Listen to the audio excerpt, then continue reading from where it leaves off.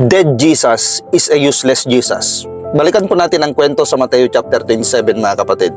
Nung panahon po na si Jesus dinala po sa harapan po ni Poncio Pilato. At si Poncio Pilato po mga kapatid, hindi niya magawang palayain ang Panginoong Hesus kasi magagalit sa kanya ang mga tao. Kaya pinagpili niya nga yung mga tao kung sinong gustong palayain Si Barabbas ba o si Jesus? At pinili po ng mga tao si Barabbas. Kaya naiwan po si Jesus at siya po ay ipinako sa krus. Tumigis ang dugo ng Panginoong Hesus at namatay. Ngayon ito po yung punto ko. Nung bangkay na ang Panginoong Hesus, merong isang nagngangalang Joseph na tagasunod din ng Panginoong Hesus. Hiningi niya yung bangkay mula kay Poncio Pilato at dali-daling ibinigay ni Poncio Pilato upang may libing. Bakit hindi pinalaya ni Poncio Pilato nung buhay ang Panginoong Hesus? Pero nung bangkay, walang pagdududa, walang pag-aalinlangan, kanyang ibinigay. Alam niyo po ba kung bakit?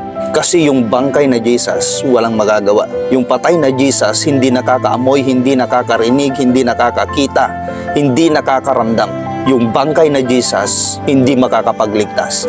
Pero may good news ako sa iyo kapatid, kasi hindi siya nanatiling patay. Sa halip, siya po ay nabuhay sa ikatlong araw. Kung nanatiling patay ang Panginoong Hesus, hindi ako magiging tagasunod niya.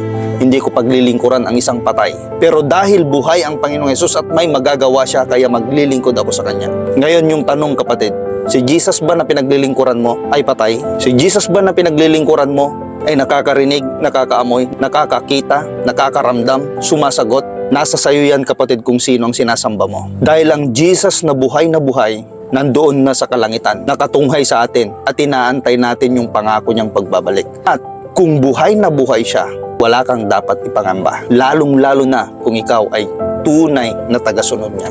God bless you, purihin po ang Diyos.